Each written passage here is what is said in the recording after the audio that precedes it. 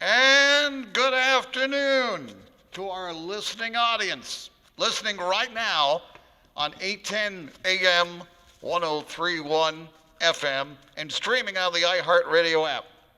We, the new WGY players, are thrilled to be performing before a live audience here at the historic Kenmore Ballroom in Albany.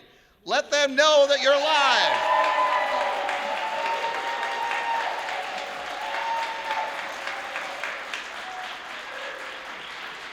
The Kenmore Ballroom is where WGY has a long history of broadcasting dating back to 1923. As we've mentioned before we went on the air, we want this crowd to let the people listening at home and online to understand the excitement that we have for the historic broadcast. Now, wait a minute. I don't need that anymore. I'm WGY's Mike Patrick. It was 100 years ago today. WGY's first announcer, Colin Hager, cracked open the microphone for the very first time on WGY and explained what we all know. The W for wireless, the G for General Electric, Y for the last letter in WGY's hometown of Schenectady. It was later that year, in 1922, the WGY performed its first radio play. Now, before we begin today's radio dramedy, which means there'll be points for you to laugh at, we hope, we're pleased to introduce the musicians of Malwick. Round of applause for them before we start.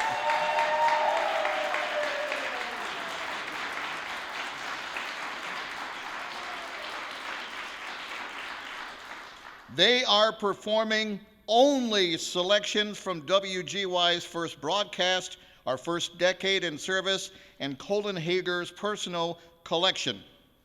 They always give me the names with the difficult pronunciations. I've been at this 45 years. Keep your fingers crossed.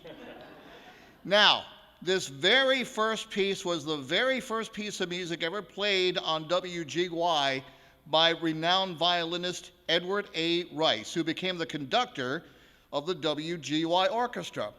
I'll give you a fact that you may not know about Mr. Rice. In 1966, Edward A. Rice was the head of the music department at Southgate Elementary School in Loudonville, where, as a fourth grader, he tried to teach me how to play the cello.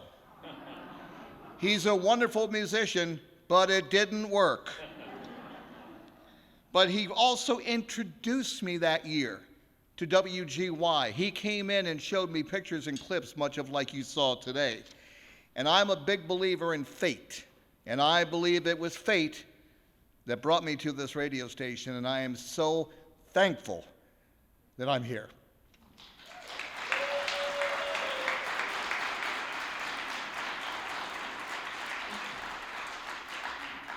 Our first piece was composed by Henri Vinyavsky, Romance, with Anne-Marie Barker Schwartz on violin and Max Kaplan on piano.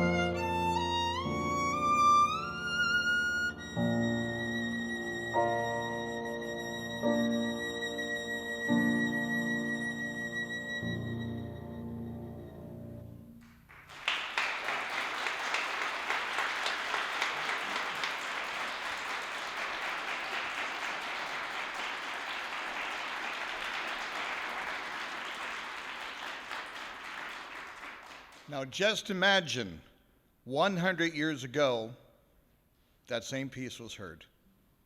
So that's the history you're living right now. Our second piece, composed by Jerome Kern, a pal like you, from the 1917 musical Oh Boy, played now by Charles Eaton on baritone and Max Kaplan on piano. This is from Colin Hager's music collection.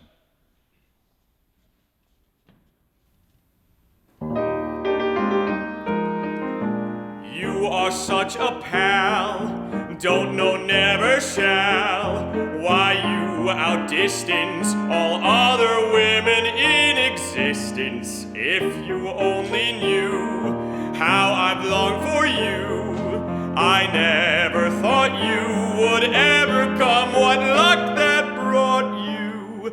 Dozens and dozens of girls I have met, sisters and cousins of men in my set. Try to be cheerful and give them an earful of soft sort of talk, but oh gosh, the strain was something fearful. Always found after a minute or two, just to be civil was all I could do. Now I know why I could never be contented. I was looking for a pal like you. Dozens and dozens of girls I have met, sisters and cousins of men in my set. Try to be cheerful and give them an earful of soft sort of talk, but oh gosh, the strain was something fearful. Always found after a minute or two, just to be civil was all I could do. Now I know why I could never be contented. I was looking for a pal like you.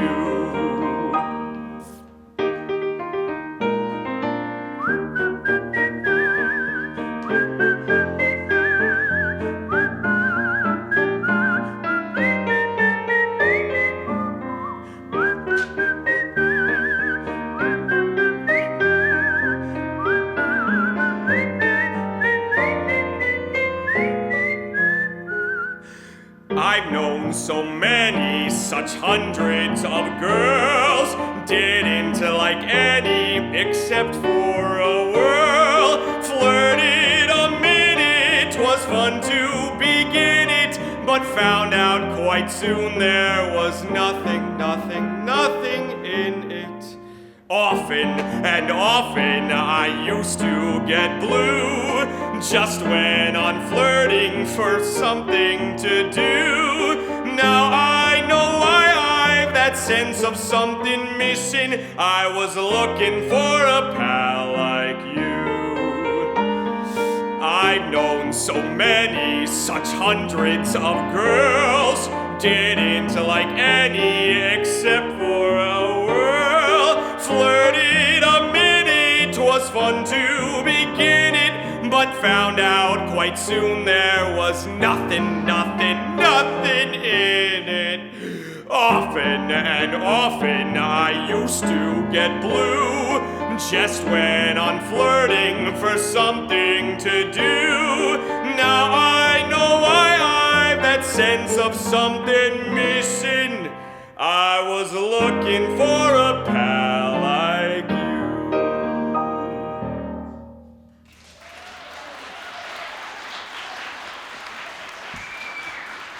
The musicians of Malwick.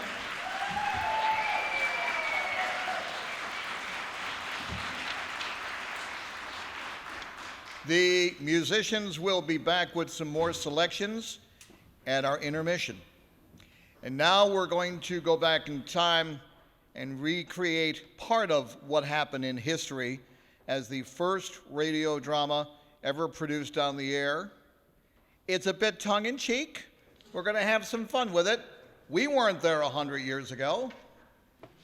Let us begin. This is a play of the Canadian Woods by Ben McCauley. My friends, Hello, and welcome to tonight's performance. What you are about to hear is a satirical take based on true events that happened 100 years ago. Through the magic of audio, we will take you back to the very first radio play broadcast ever produced in celebration of WGY's anniversary. However, before we get on with the show, a few words regarding the authenticity of the performance, regarding the WGY players' inaugural production of The Wolf. The event in question did indeed happen these 100 years ago. However, several liberties have been taken with the source material, and since we didn't have much to go off on as far as historical documentation or first-hand accounts, we've created a tale of what might have been, not necessarily how it went. Everybody clear? You got it? Okay, very good. My name is Edward Ed Smith, and I'm an actor. In my first duty, allow me to set the scene. The year, 1922. The place, WGY Studios. The city, Schenectady, New York. The spelling, incomprehensible. The troupe, the WGY players, the event, the first ever radio drama production. The play, Eugene Walter's The Wolf. The weather, slightly chilly, but not heavy coat chilly. The actors. Oh, Frank, Edward's doing it again. Viola, an esteemed actress who had moved to New York to pursue her theater career. Unfortunately, she was dropped off in the wrong part of New York. And instead of making a trek to the city, she got lazy and decided to stay here. Ed, who are you talking to? Frank, the director and lead actor of tonight's performance, made quite a name for himself on the stages of Nova Scotia. Actually, it's Northern Scotia. Sorry. A nervous man, but good-hearted. He only ever wants what's best for the show. But seriously, what is all of this? Just giving some setup in case someone from beyond our reality is listening. Ed, no one is listening. They're always listening. What? Nothing. Please, Frank, continue explaining how we are about to go up for our very first radio production of Eugene Walter's play The Wolf, a play of the Canadian woods. Thank you, Edward. Edward, more like Ed's position, you know, like exposition. No, we got it, Henry. Yeah, but you didn't laugh. Yeah. Henry, character actor and serial dad joke teller. That's it? Yes. The other two got much better introductions. Anyway, I hope we're all very excited about tonight's production. I'm sure everything is going to go wonderfully. Unfortunately, I do have just a little bit of bad news. You see that... Guys, I've got a great idea. Oh, not another one. Okay, so hear me out. A new performing arts center in the middle of Albany. Huge building, 2 theaters, and we call it The Egg. Because it looks like an egg? No, not really. Gosh darn it, Danny. Danny, a fool of a performer who accidented his way into the theater. He thought he was in line for a bathroom, but ended up being cast in an award-winning production of The Importance of Being Earnest. Famously played a much applauded version of the character Falstaff in the musical The Pirates of Penzance. Despite the director repeatedly telling him Falstaff was not in that show. Oh, come on. I've got so many other roles on my resume. I was Harriet. Hamlet. I was in Ziegfeld Follies. Heck, I was in Our American Cousin the night Lincoln got shot. Danny, where are your shoes? Oh, come on. Well, looky here. I'm not wearing shoes. I wonder where they are. Did you leave them in the dressing room? Probably. Then maybe you should go back there and check. Whoa, that's so smart. Are you going? Where? The dressing room. Oh, for what? Your shoes! Oh, yeah. Okay, yeah, forgot about that. The thing we just talked about. I'll get it later. Anyway, tonight's broadcast we should really talk about before we get going. Sorry I'm late. It's okay, Abby. Abby, a relative newbie to the acting scene and recent graduate from Union College. In an effort to gain confidence and make friends, she forced herself into acting, discovering a passion for the art, but also still having trouble getting past her fears of performing in front of others. However, with tonight being on the radio instead of on a stage, she figured she might be able to handle it. This isn't even fair. I only got one sentence. Sorry again. I've been having the pre-performance jitters. There's no need to worry. Everything is going to go swimmingly. Besides, I heard the Maple Festival is this weekend, so 73% of the local listeners are going to be plastered. They'll enjoy anything, I swear. These people, they find any reason to throw a festival. Airport opening? Festival. Lumber mill opening? Festival. Ooh, flowers? Don't be ridiculous, Danny. No one's going to base an entire festival off of one flower. You're right. My bad. Hey, I'm gonna go get my shoes now. I'll be right back. Long story short, my dear Abby, is they are going to love you. Right, but hear me out. What if they don't? I hadn't thought of that. Yes, that would be terrible. They could hate you for all I know. God, could you imagine? Freezing during a radio presentation? The people at home may think their radios have just given out and turn off the broadcast completely. I would not want to be you in that situation. Oh, God. Oh, well, now you've gone and scared her again. Just like a fresh bandage on arm hair, she's gonna be afraid she can't pull it off. Well, actually, that's part of what I wanted to talk about. And so, once again, Frank was interrupted as he attempted to give his cast of The Wolf some terrible news. Interrupting to say I was interrupted is still interrupting. Yes, but now we have satisfied the rule of 3, so you should be good to go. Thank you, Edward, for tying up that trope. Carry on, Frank. There should be no more interruptions. All right, so about the radio broadcast tonight, we're actually going to have to cut out a lot. Hey, everyone!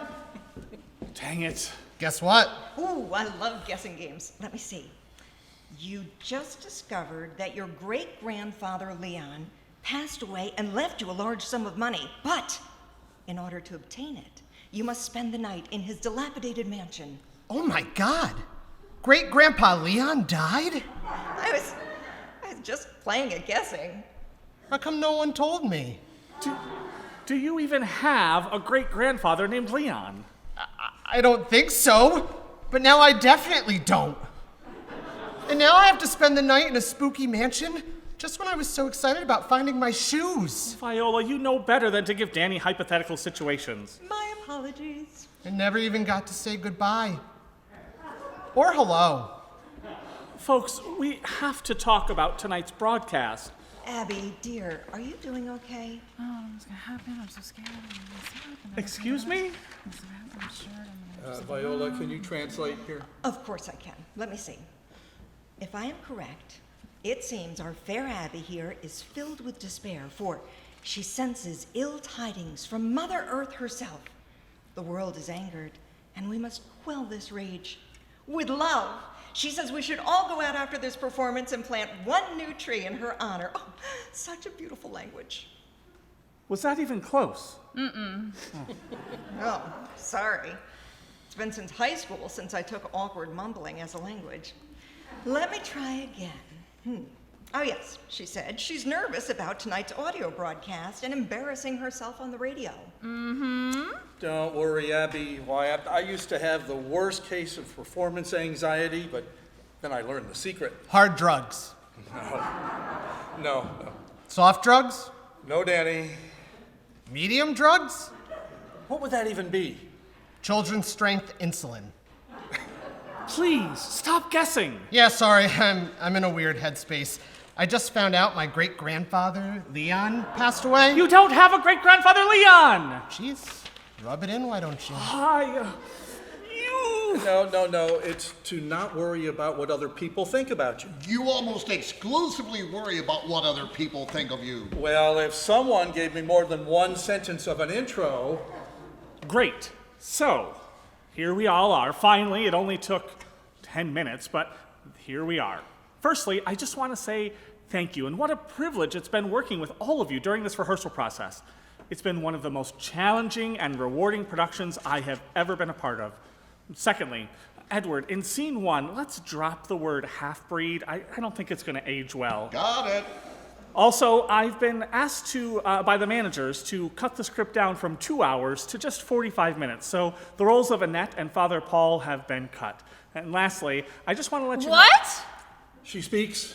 What do you mean Annette has been cut? I know. It's not what I wanted either, but the program director thinks the audience at home will get bored of listening to a full 2 hours. So they're forcing me to cut it down. And the only cuts I could make, then still have the story make any sense, were Abby's and Danny's. Oh wait, I'm cut too? Yeah, sorry, Danny. We're going to have to get rid of Father Paul. Oh, that's probably for the best. Until literally just now, I thought I was playing the wolf.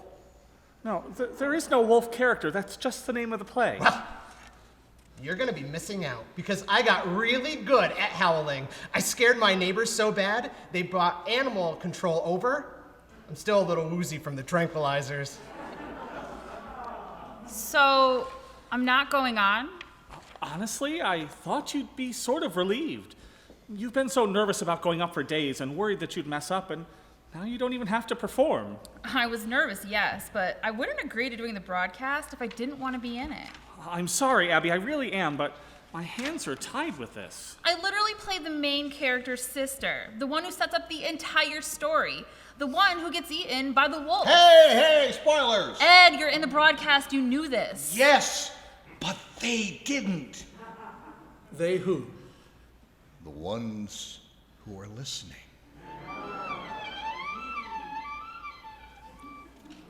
I'm really sorry, Abby. I swear that in the next broadcast we do, you'll have a part. All right, everyone else, we need to start getting ready. We go up in 5. Thank you, Five. And so, a disheartened Frank hands the updated script to the other actors and leaves the studio to go and prepare himself for the performance. Meanwhile, the rest of the cast stays behind to comfort Abby and Danny. Just to be clear, Ed, you're going to be talking this way all night? Correct? All righty. Oh, my dear Abigail, I'm so sorry about this turn of events. My heart breaks for you, poor girl. Thank you, Viola. That means a lot from an amazing actress like yourself. I'm sure it does. But no matter, you will be sorely missed. It's okay, really. Nonsense, my dear. Our wonderful listeners deserve a wonderful performance, and without you, that is impossible. Thank you, Viola. Oh, hey, have you looked at the updated script? Your character has a lot more airtime. She does? Wonderful. This will be a masterpiece of a performance. Let's go and prepare. But Viola and Henry also leave, following Frank to the green room to prepare for the... Aren't you going? If I leave, there will be no one to describe the scenes to the listeners. But don't you have to get ready for the All right, fine. Good luck to everyone trying to understand exactly who is leaving and exactly who is entering the scenes and where they are geographically located at all times. I think they'll be fine. Ha! Edward also leaves. So, what do we do now? I want to go throw up. I don't want to do that. Is there a second choice? My family's at home listening tonight. They were so proud that I was going to be in the very first radio play. The WGY players are going to make history, and now I don't even get to be a part of it. Honestly, I don't know if it will ever be a big thing. Seriously, I don't see people 100 years from now listening to audio-based entertainment, listening to these recordings like some sort of I don't know, cast from a pod? I know it might never take off, but I still would have gotten to say that I was in the first one, and that would have been something I would remember for the rest of my life. Why not just do it anyway? Excuse me? Yeah, like, I don't know, force yourself into the broadcast. I can't do that. I've done it plenty of times. Against the advice of my mother, the director, even a priest one time. Danny, I appreciate the sentiment, but that's just not something I can do. I'm not a rule breaker. I'm too worried about everything to even think about doing that. All right, then should we go to the back and turn on the radio? I guess so. And so, Danny and Abby went to the back to listen to the broadcast like the rest of the at-home audience, just in time to hear Frank's introduction. Hey, did you see where it says WGY players will present well-known drama? Yeah, it's tonight, and it's called The Wolf. Well, I don't want to miss that. And with that, the first ever radio play was live on the air. Ed, come on already. All right, jeez. You're like a terrible doctor, no patience. I swear, if you take my one character trait away from me, I will end you. We open on Jules Beaubien, played by Frank, openly weeping in his father's room as he passes on after a long struggle with an illness that is never quite explained.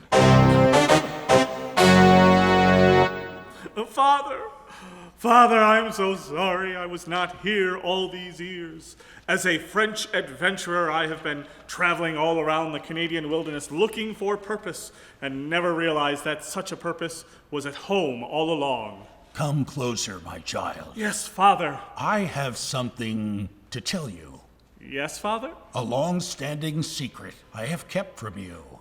Yeah, Dad? You see, you are not my only descendant. I have kept this from you for so long, but I must confess that I have been unfaithful. To God? To your mother, young Jules. For you see, I have sired a daughter in an ill-begotten way. Though I must warn you, she is a half-breed. Don't. Sister. She's a half-sister. She's like a sister, but half. I have a sister? Yes, and when I die, half of my belongings will go to her as well. I test you, with my dying breath, to find your sister, let her know of my demise, and share my wealth with her. Yes, Father. I will go into these woods of the Canadian wilderness and find my sister, whether she be alive or dead. Then go, my boy. Find your kin, and my light is slowly fading. Father, do not leave me. I am dying. Dead. Father, I will find my sister, whose name is Annette. Still dead. Annette. My sister. Somewhere out there, she is alive and well. I am sure when I find her, I will know. Our hearts will recognize a familiarity between ourselves and know at once that we are kin. Farewell, Father, for I am off to the wilderness to find my sibling. Meanwhile, in the back room. And he said, "Sir, I know that there is no posted rule specifically saying you can't taste the walls, but I keep telling you, this isn't a candy factory. I'm gonna have to ask you to leave. And that's why I'm not allowed in the GE building anymore." I still don't know how this is gonna work if Annette isn't there. All right, Matt. I looked at the script. They're just gonna kill her off early. What? Yeah, literally in the next scene. They're gonna say she's already dead. But she has so much plot to her. You could still go up and put yourself on the radio. Danny, you know I can't do that. All right, I'm just saying. Back in the Wolf, Jules ventures into the Canadian wilderness and stumbles upon a woodsman who lives there, who also happens to be French. Oh, willkommen. Bienvenue. Welcome. And apparently also a little German. Greetings, woodsmen of nondescript nationality. Who might you be? I am Baptiste Legrand, a rough and tough woodsman who lives in these woods. You don't say. I do say, watch me chop this here wood with a mighty swing of my axe. You may want to cover your ears for this. Impressive. And who might you be being? I am known as Jules Bonbien, French-Canadian explorer and recent orphan. And I am Baptiste Legrand, a rough and tough woodsman who lives here in these woods. No, you already said that. Oh, yeah, right. It has been a hard time in these woods. My heart, she is broken, and my soul, she is très lonely. Have you no love, my woodsman friend? I did, but not anymore. The lady I did love has been taken away from my bosom, tempted by the fruit of another. I know how you must feel, friend. I am not looking for love, but a loved one who has ne'er been loved by me. Oh, so a sister? I'm glad you got that. Yes, my sister. Her existence has only recently been told to me, but now, in promise of my father, I must find her and inform her of our father's passing so that she may share our parents' fortune. We have a saying for exactly such a thing back in France, Germany. Voulez-vous coucher avec moi? Mine for a line. Such a beautiful language. For you see, my love, my lady love, she was taken away from me by a handsome stranger. That is usually the way that it goes. My fair Annette. Hold on. What did you say? My fair? No, the next part. Fair? One more. Annette. My God, did you say Annette? That I did, my ami. Goodness, could this be the same Annette I am searching for, my very sister? If this is indeed the lady you are searching for, I have some terrible news. What news? As I said, she was taken away by a romantic suitor, but when it did not work out, he killed her. Oh, my goodness. I'm sorry, my new woodsman friend, but my task has changed. No longer must I search for my sister. I must now attempt to find her murderer and bring justice to her in the afterlife. Then go, my friend. Find this killer. Bring him to justice. Avenge my lady love. I shall, good Baptiste, I shall. I will find this devil, expose him, and end him as he has ended the life of my sister. La vie bohème. La vie bohème, mein Freund. La vie bohème. And so, Jules sets off in search of the killer of his sister. Once again, in the back room. She was supposed to be there the whole time. How are they going to get away with killing off Annette so early? The whole being eaten by a wolf thing is supposed to be the climax. How are they possibly going to resolve this? I guess we'll find out after the intermission. And so, as it was foretold, the radio broadcast took an intermission break.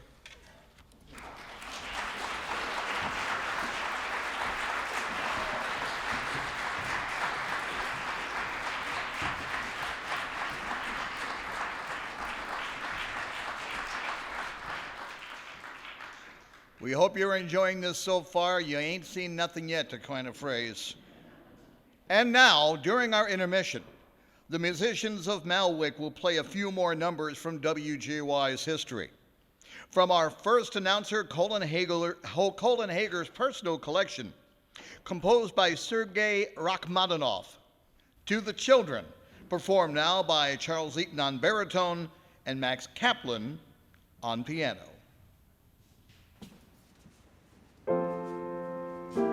How often, at midnight in days long since fled, dear children, I've watched with deep joy by your bed. How often your brow shall I signed with a cross and prayed there, God keep you from sorrow and loss.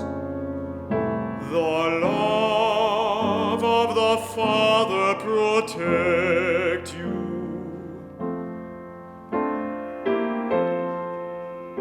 While calmly to keep you in sight, to watch you and know that your souls were snow white, to wish for you gladness and long happy years, untainted by evil, unbroken by fears. How sweet and how dear were those vigils.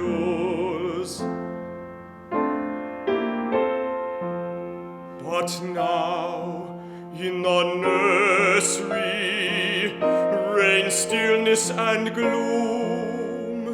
Gone the glad voices, no sound in the room. No lamp lights the icon that hangs by the door. My heart aches, the children are children no more. What anguish to lose them forever. Oh, children,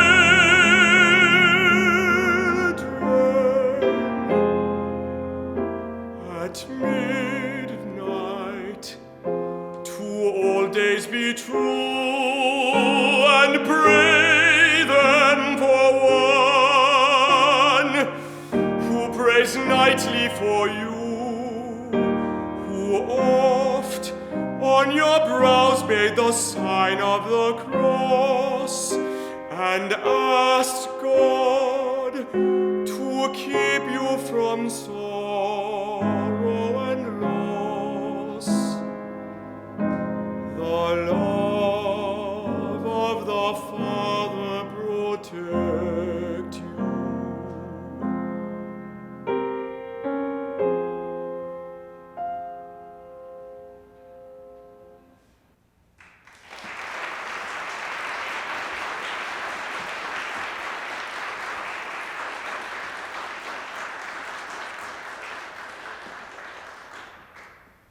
And now, composed by Jean Sibelius, Rigadoon performed by Anne-Marie Barker-Schwartz, violin, and Max Kaplan, piano.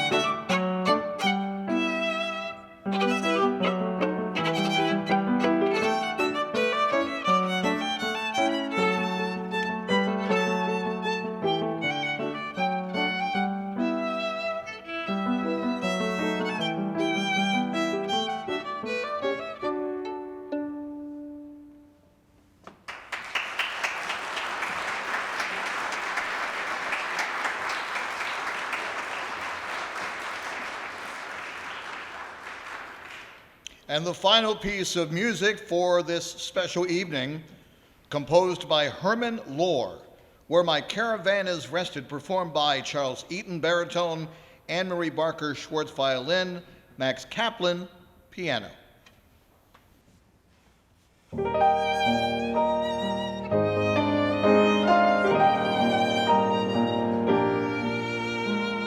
Where my caravan has rested, flowers I leave you on the grass.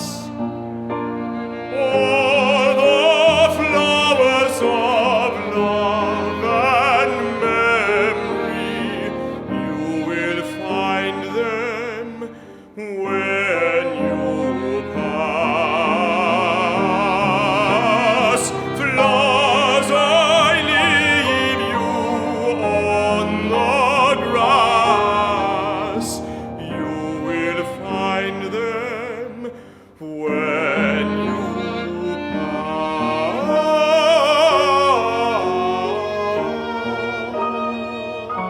pass.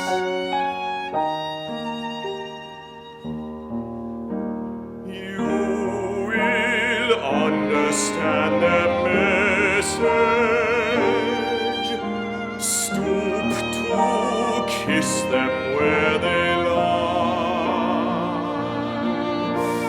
But if other lips have loved you, shed no tear and pass them by. But if other lips have loved you, shed no tear and pass them by.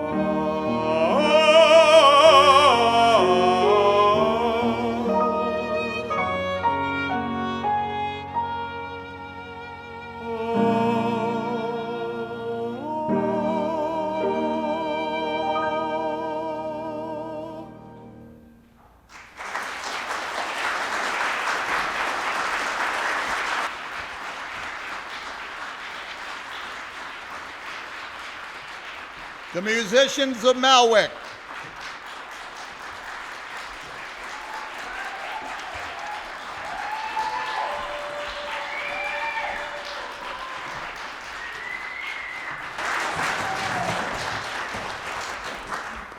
Everybody ready?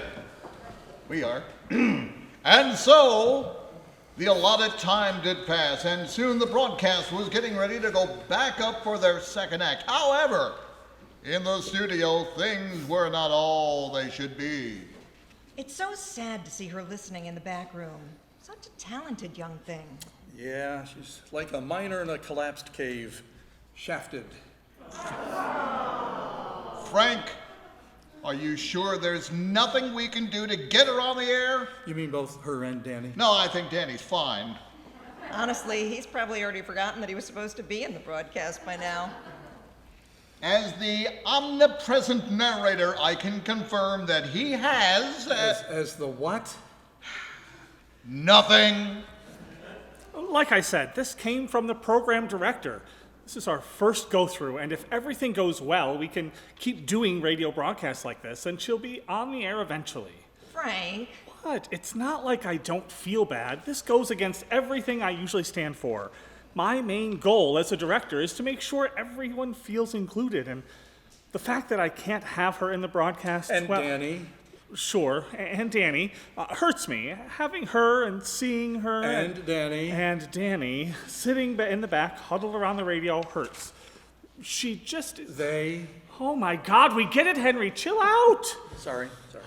well, I just feel awful. The poor thing. She was so looking forward to performing tonight. Well, she was between the occasional stress vomiting. Goodness.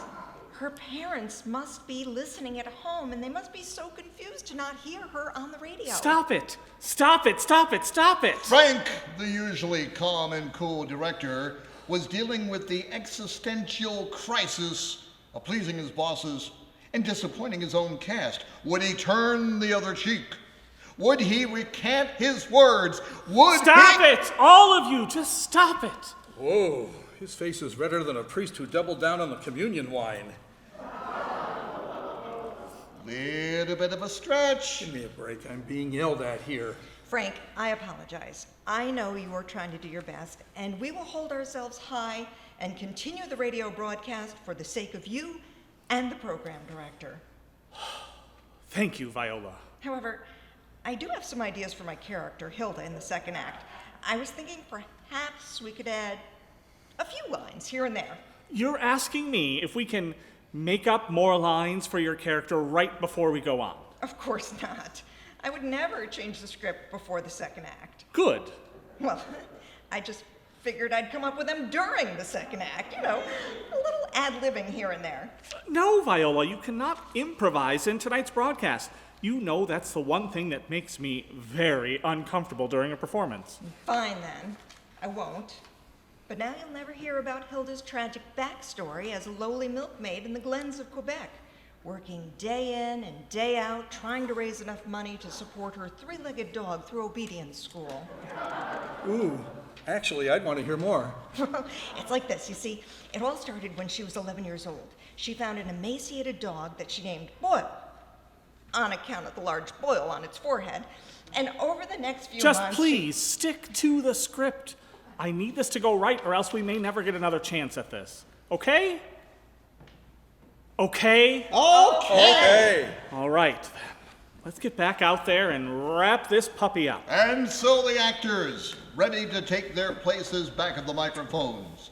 Meanwhile, in the back room.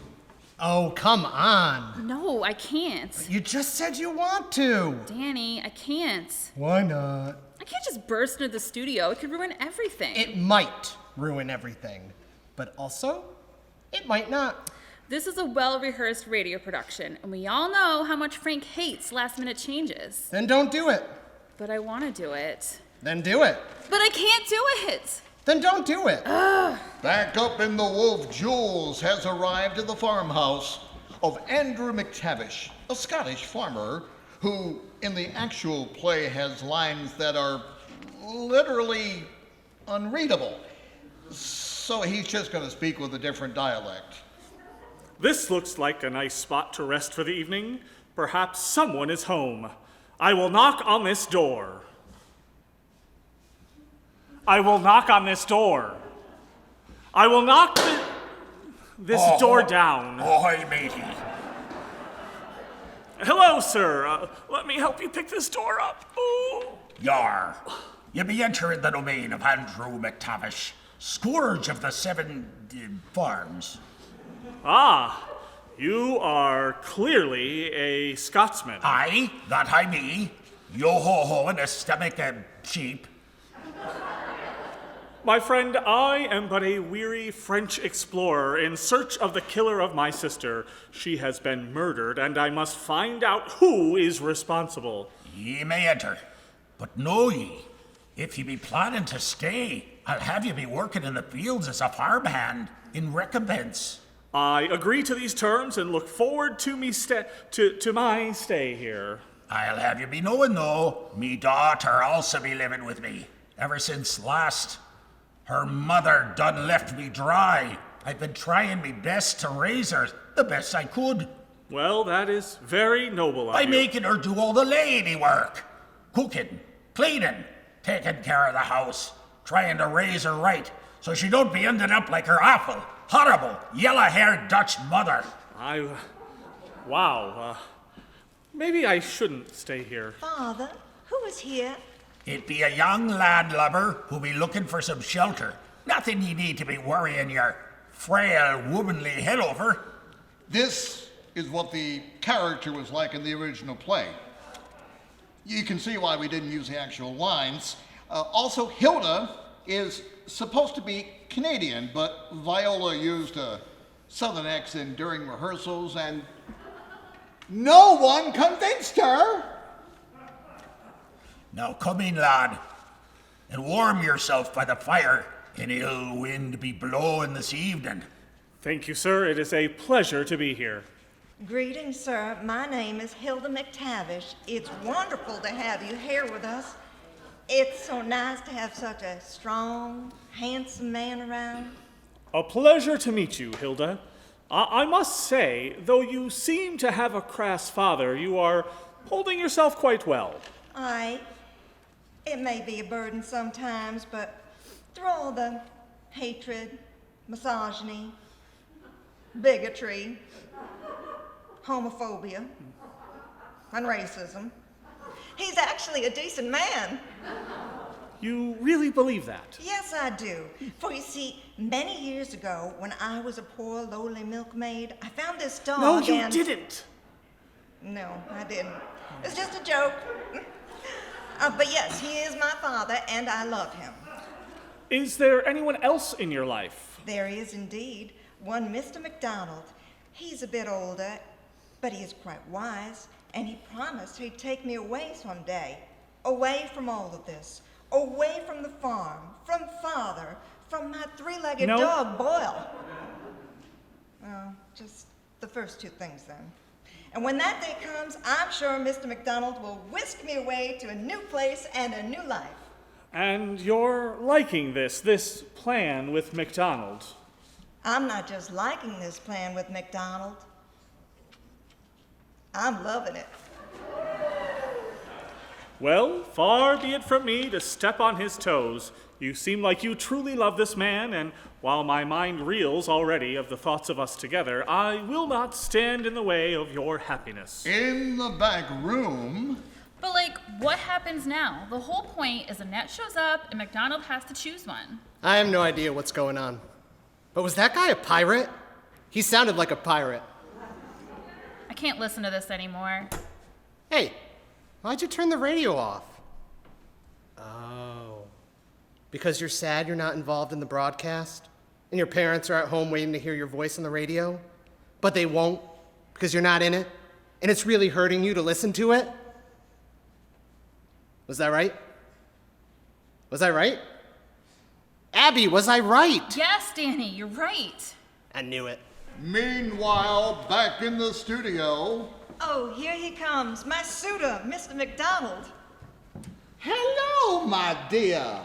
Mr. McDonald, how wonderful to see you. It's always wonderful to see you too, my dear. Hello there, Jules Bonbien. I'm the new farmhand in these parts. Pleasure to meet you. Ah, the pleasure is all yours, I assure you. Say, friend, that sounds like a jab. Are you jabbing me? Oh, of course not, my simple friend. Just simply mentally translating my words to your common folk language. Okay, well, but that still sounds like you're... My love, is the day almost near? Are you coming to take me away soon? Any day now, my love. In fact, I'm here to meet with your father to talk about such a subject. Please do be careful. He's in a mighty rough mood. He was thinking about how women exist again, and that got him real riled up. I'm sure I'll be fine, my dear. I've dealt with tougher men than your father in my time, and I always come out victorious. What a man! What a man. What a mighty good man. I shall see you soon, darling. I will attempt to tame this savage beast. I will be thinking of you every moment you are away. And so Mr. McDonald entered the farmhouse to speak with Hilda's father, leaving Jules and Hilda alone. So, that guy, really? Yes. I don't mean to be so bold, but why? He just seems like a jerk. You don't know him like I do. He's the sweetest, most gentlest, most loving man I've ever met. Mind you, my daddy hasn't let me meet any other men besides him, so the ratio is definitely skewed a bit, but I have given my whole heart to him, and he has given his right back to me. Well, I'm glad you're happy at least. I may not like him, but it isn't my choice to make. I wish you the best of luck with him, providing he can get your father to agree. He won't. Daddy will never let me go if he has a say in it. I've come to the conclusion that if I'm going to get out of here, it'll be in secret. I'll escape in the middle of the night and run to my love, and then the two of us can go somewhere far, far away where Daddy can't find us. Don't get me wrong, I love my daddy, You really shouldn't. but I can't stay here all my life. I need to be free. I need to see the world. I want so much more than this provincial life. That's understandable. Well, once more, I wish you the best. I guess I better start doing some farm work if I'm expecting to stay here this evening. Good evening to you, Mr. Beaubien. And to you as well, Ms. McTavish. Jules leaves Hilda to go and perform his farmhand duties, but not before taking one more longing look back at Hilda. What he did not see was she did the same, but for him. Jules began his farm work. First, he raked out the stable. Next, he went and milked the cows.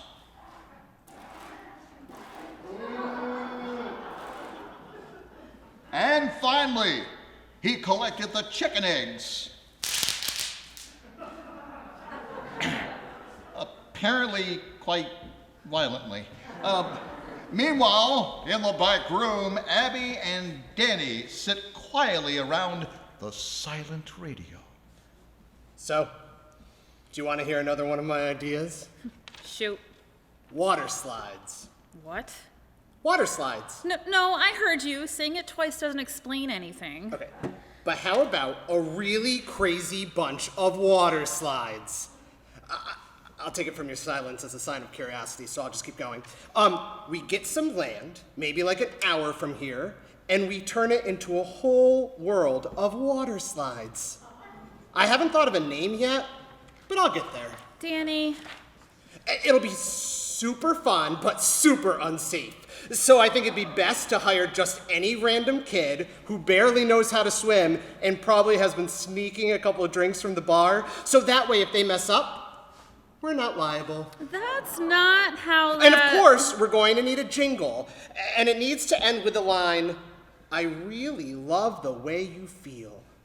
Because then it raises questions like, what about a water park is something I'm supposed to love to feel? The slide, the water, I don't get it. And the lady's going to do it in a really weird, seductive tone. Oh, and... Danny, I appreciate you trying to distract me from the radio broadcast. Right. Yeah. That's exactly what I was doing on purpose. But it's just not helping. Even when we're not listening to it, I can't stop thinking about the broadcast. I just wish I was performing with them. Then go in there and perform. I'm just worried that... Don't worry. There's just so many things that can go wrong no matter what I choose. I can't just not worry. Sure you can. Danny, I just don't think... Exactly. Don't think. I can't just not think. There's so much that can go wrong at all times. War, disease, famine... Grumpy, dopey, doc. What? It's just a future idea of mine. Don't worry about it. I will always worry. But that's part of it, isn't it?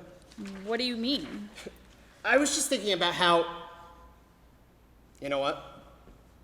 I'm gonna be honest. I had a whole musical number planned here.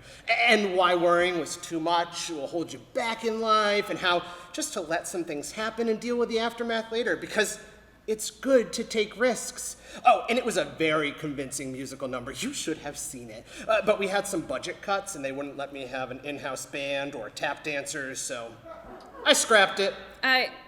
What? Yeah? No, big number. You would have had a nice turnaround about how I convinced you to go to the show anyway, and we would have bonded a little more and started to form a sort of will they, won't they scenario between the two of us. So, then what now? I guess we can just skip to the part where you believe in yourself and we go put you in the show. Oh, sure. Hey, Ed, is it cool if we skip ahead a bit? I mean, I guess so. I feel like we're gonna miss a whole big chunk of... I believe in myself now. Time to get over every insecurity I have for the sake of time and pretend like this was an earned character-defining moment. That's the spirit. Now let's go see what we can do. And so Danny and Abby went off to who knows where to do who knows what. Back in the Wolf, Jules eavesdrops on a conversation between MacDonald and Mr. McTavish. So, you be wanting to take me daughter away with ya? I do indeed, and I swear I shall treat her as fine as any man could. We will see about that. Be ye implying I don't take care of me little girl? Oh, not at all, sir. Only implying that I could care for her every need as long as she may live. He speaks well, but something in his voice seems untrustworthy. Have you e'er been in love, Mr. MacDonald? Ah, yes. Once. My dearest Annette. Annette, could it be? And what did happen to her, might I ask? Attacked, eaten by wolves. Oh, it was too much to bear. Wolves, of course, just as Baptiste said. Actually, we never said that earlier. How could we have missed that? It's the name of the play. Should we go back real quick? Yes, quickly, Edward. All right. And so, in a flashback of the moments before he left Baptiste, Jules remembers another part of the conversation that they had. Friend, one more thing before you go. Yes, Baptiste. Your sister, she is dead. Yes, we knew that part, but how? Wolves! Wolves? Yes, wolves. Wolves killed your sister. My God, I cannot believe it was wolves. I will be sure to remember this for future reference. All right, you can go now. Farewell, friend. Back to the current times of the wolf. Wolves, of course, just as Baptiste said. I've been hearing tales that's been happening a lot these days. Young girls going into the forest and getting eaten alive by wolves. I have not heard about this. These ladies, so I've heard, have all been recently wooed by a stranger, promising them a new life, riches, happiness, all the things their hearts could desire. A man just about meeting your description, Mr. MacDonald. What do you say to that, sir? I'd say it's a strange coincidence, is it not? You better be watching your back, Mr. MacDonald, because you're going to need to be safe if I'm going to let me daughter leave with you. You seem like a big tough guy. I'm sure you could wallop any old murderer who leaves his loves to be eaten up by forest creatures. I can assure you, sir, I will protect your daughter with my life till death do us part. I've heard enough. I need to find Hilda. Greetings. What brings you here to this window that looks into our home? Hilda, it's about Mr. MacDonald. I don't think he's the man you think he is. Whatever do you mean? Mr. MacDonald is the nicest, sweetest... Murderer! Excuse me? I was listening to them both talking in there, and there have been a string of murders in the area, and your Mr. MacDonald matches the description. I'm worried you'll be next. I just cannot believe you, sir. Mr. MacDonald would never do anything like that. Anything like what? Oh, Mr. MacDonald, apologies, my love, but Jules here has gotten to thinking that you might be the one responsible for all these young ladies being murdered and left to the wolves. My, but that's a mighty big accusation there, Mr. Bobby Ann. One you surely wouldn't make if you didn't have any proof, correct? I may not have proof, but as a French adventurer, I've learned to recognize a beast when I see one. I've had enough of this. Wonderful news, Hilda. Your father is going to allow me to take you away. Let us leave this instant and not give this ruffian any more of our time. Oh, happy day! A new life awaits us out there in the world. I cannot wait for you to show me. Oh, of course, my dear, but first I need to make a quick stop in a secluded area in the nearby woods. Whatever for. Oh, well, there's just something I want to show you. Don't worry. I won't bite. Well, maybe just a nibble. Nothing too big. Just gotta leave some for the wolves. Just to be clear, you're not hearing this. Now come, Hilda. let us leave this place and never return. Yes, my love, let's go. Wait, Mr. McDonald? What is it now, boy? Tell me about Annette. Annette? How do you know that name?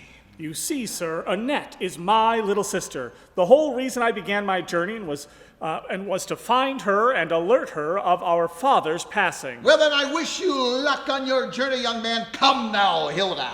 And I thank you for that, but it seems she has fallen to a terrible fate. Murder. Murder, you say? I do say, and what's more, fed to the wolves. A terrible fate, indeed, my friend, but I do not see how this pertains to me. Oh, I do. Baptiste! Damn it! How did you find me? I am a mountain man myself. Watch as I chop down this large oak tree in a single swing of my trusty axe.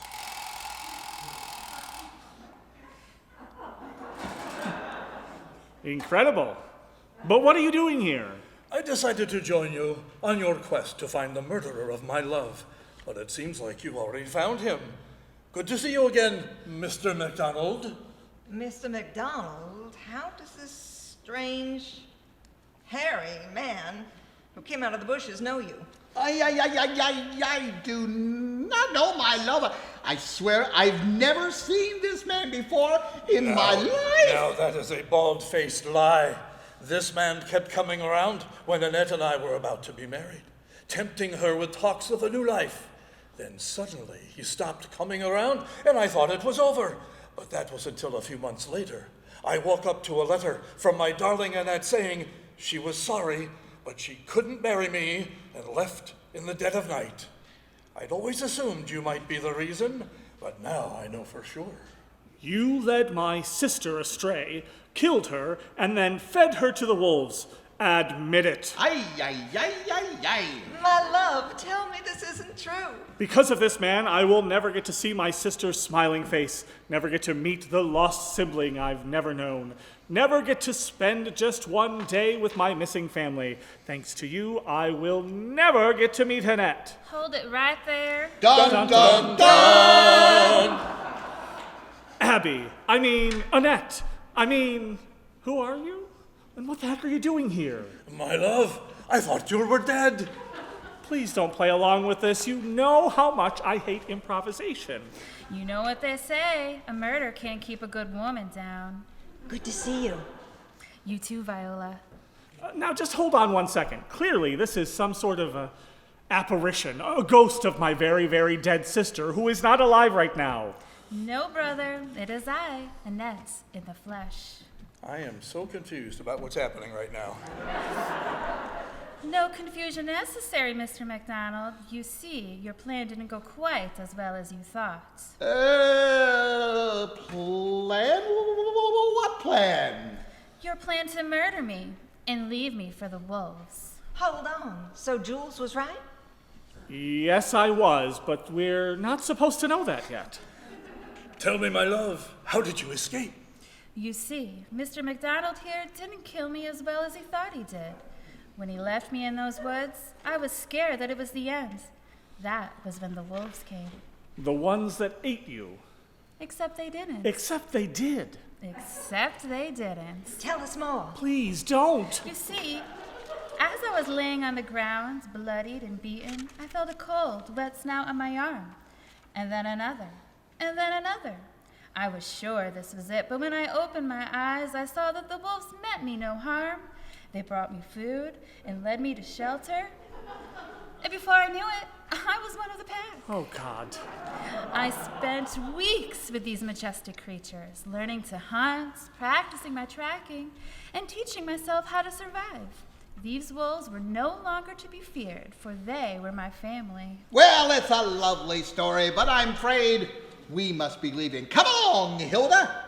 Well, now, I know I'm supposed to go with you, but I feel like we just confirmed that you're probably going to try and kill me, so I think I'm going to stay here.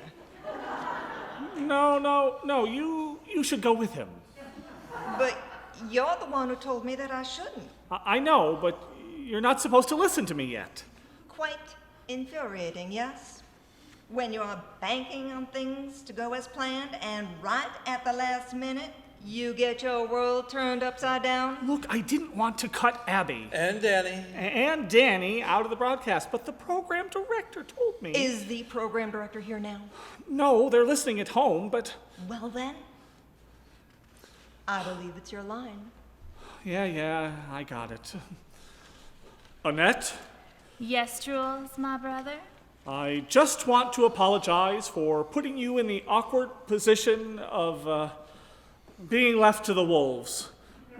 I didn't want to leave you out with the wolves, but at the time I also was scared of other meaner animals and may or may not be eaten alive. And I just wanted you to know that I've realized that family is much more important than trying to appease those who might fire you and blacklist you and never allow you to do this kind of performance again, and then maybe your wife leaves you and you can't pay for your house and you end up in the gutters. Frank? Right. Sorry. All I'm saying is, I'm sorry to have left you out. This was supposed to be a big moment for all of us, and I took that away from you. I hope you can forgive me. Of course I forgive you, big brother. I know you were just doing what you thought was best. Thank you, Annette. You're quite welcome. And so Jules and Annette share a familial embrace. This is all very sweet, but now how does the story end? Don't worry, I've got that covered. Mr. McDonald, Yes? your reign of terror ends today. Was that a real wolf? Told you, I've been working on the howling. Hot dang. Indeed it was, brother. As I said, the wolves adopted me into their pack, and now I have total control over every wolf in these woods. That's a big jump, but I'll allow it. Come, my canine friends, and do to this man what he has done to so many innocent girls of the past.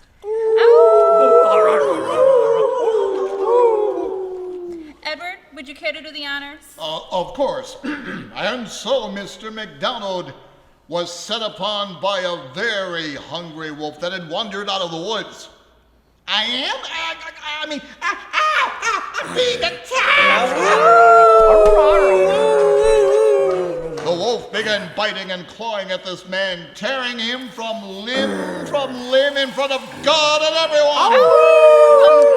Ow! Stop that! Stop that! Ow! You're actually biting me. Cut that out!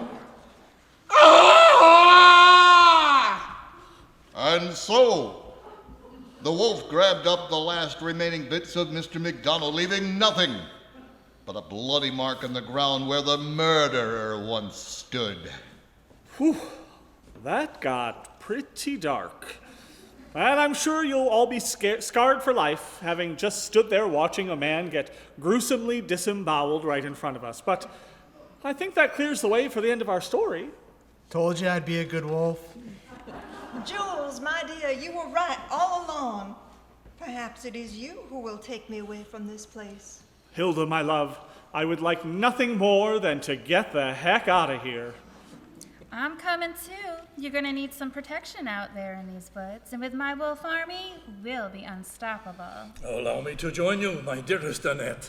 I have missed you so long. Oh, Baptiste, my love, I am so sorry for leaving, and even more sorry for making you think I was dead. Yeah, we were pretty sure you were dead. This is a huge surprise. Alouettes, Baptiste. Gentle Alouette, Annette. And I'm coming too. The wolf talks. Yeah, every story needs a funny animal sidekick. Oh, what the heck. And so Jules and Annette were reunited. Jules went on to marry Hilda, and the four of them, 5 of them, moved into a great big manor where they spent the rest of their days raising a family, living life to the fullest. And opened a vigilante agency specializing in hunting down murderers with wolves. They sure did, Annette. They sure did.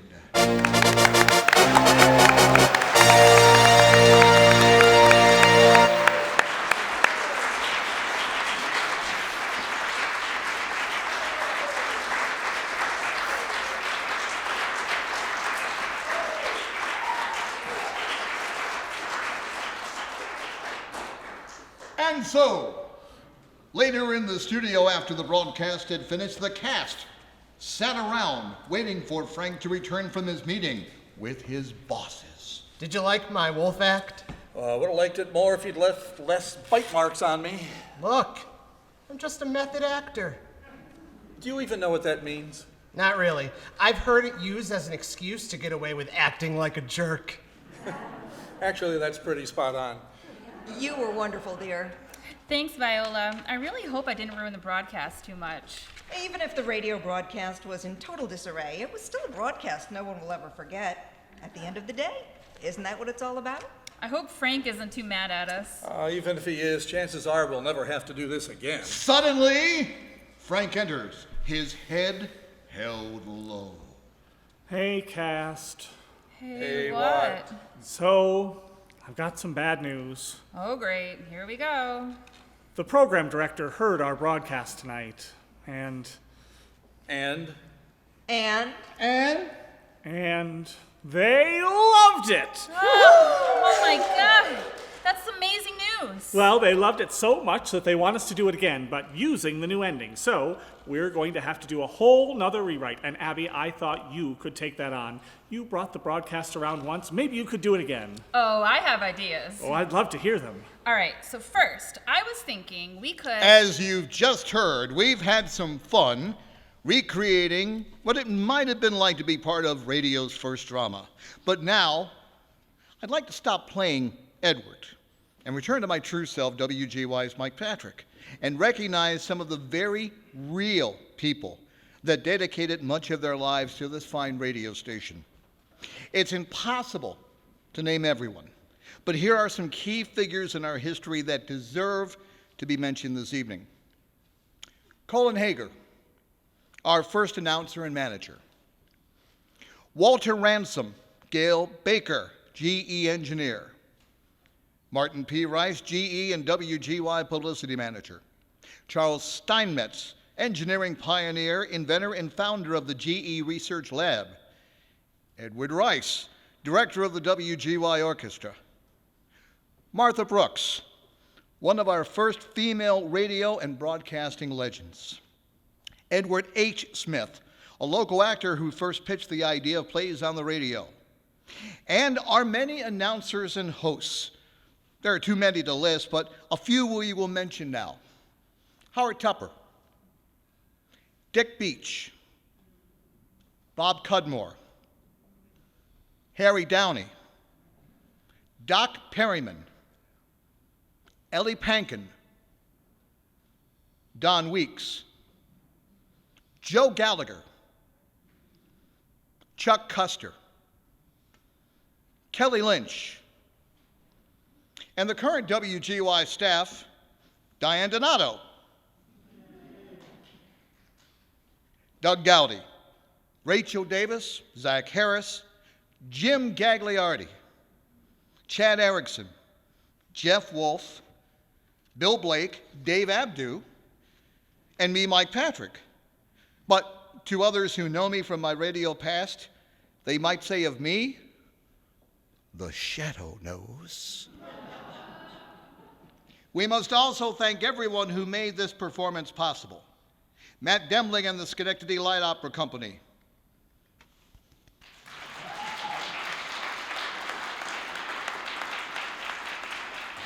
Benjamin McCauley, the playwright of our presentation.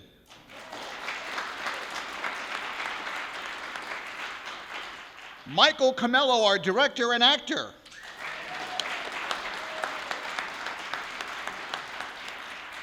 Larry Mossy.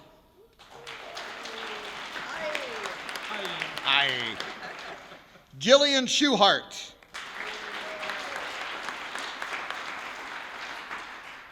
Chris Warren.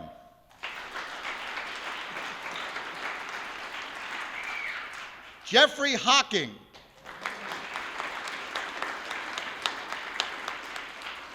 The musicians of Malwick, Max Kaplan on piano, Charles Eaton on baritone, and Anne-Marie Barker Schwartz on violin, who has put so much work to make this so special.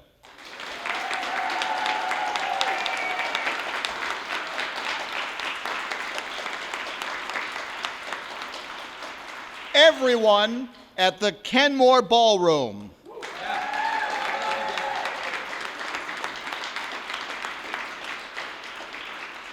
Chromoscope, they are filming our performance tonight.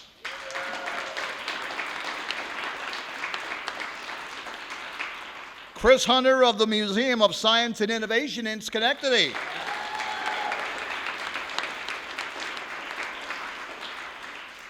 And finally, as a stand-in for the wolf, the person we refer to as the First Lady of the American Theater, W. Reed Shepherd, wherever you are. And thank you to our loyal WGY listeners here in attendance and those listening right now, for whom we have served for 100 years and pledge to do so for the next 100. Thank you and good night.